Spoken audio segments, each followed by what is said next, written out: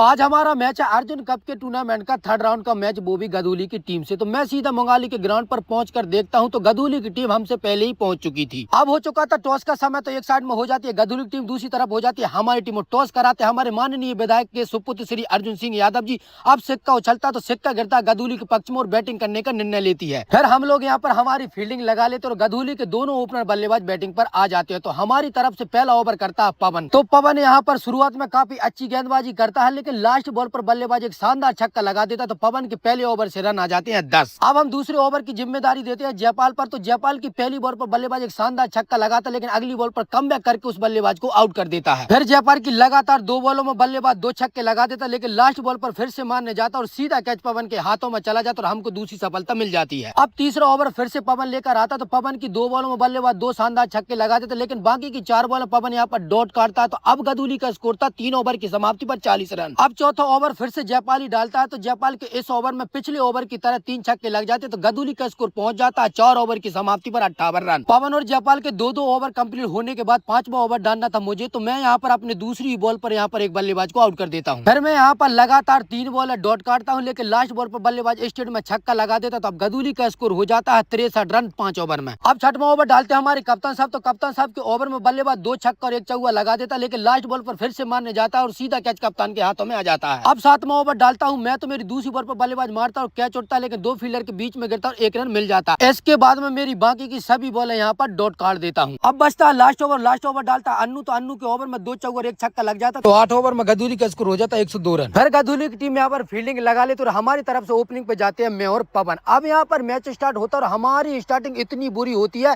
कि मात्र 20 रन के स्कोर पर पवन और जयपाल और तीसरे ओवर की लास्ट बॉल पर लॉन्ग ऑन पे मैं आउट हो जाता हूँ। लगातार 3 विकेट गिर जाने के बाद हमारी टीम की आधी उम्मीद तो खत्म हो चुकी थी, लेकिन अभी भी हमको थोड़ा विश्वास था, क्योंकि क्रीज पर था राजा। तो चौथे ओवर में राजा 2 चौके लगा देता, तो हमारा स्कोर पहुंच जाता है 28 रन 4 ओवर में। अब आता है मैच का 5वां ओवर। तो 5वें ओवर में लगातार यहाँ पर राजा 2 छक्के लगा देता और तीसरी बॉल पर यहाँ पर 1 रन ले लेता। इसके बाद बाकी की 3 बॉल नीतीश डॉट खेल जाता, तो अब हमारा स्कोर पहुंच जाता है 5 ओवर की समाप्ति पर 43 रन। फिर 6वें ओवर में राजा काफी अच्छी बल्लेबाजी करता और इस ओवर में 3 छक्का और 1 चौका लगाकर हमारा स्कोर कर देता है 65 रन। अब हमको चाहिए थे 12 बॉलों में 37 रन, तभी 7वें ओवर की पहली बॉल पर राजा एक शानदार छक्का लगाकर हमारी उम्मीद बढ़ा देता और दूसरी बॉल पर दौड़कर 1 रन ले लेता है। तो अब हमको चाहिए थे 10 बॉलों में 30 रन, तभी यहाँ पर अन्नू बाकी की 4 बॉल डॉट खेल जाता है। तो अब हमको यहाँ पर जीत के लिए चाहिए थे 6 बॉलों में 30 रन। अब आता है मैच का लास्ट ओवर। तो लास्ट ओवर में राजा मात्र 2 चौके लगा पाता और यह मैच हम गदुली से 22 रनों से हार जाते हैं और इस टूर्नामेंट से बाहर हो जाते हैं। तो गाइस कल मिलते हैं न्यू ब्लॉग के साथ, जब तक के लिए सभी के लिए जयराम जी की।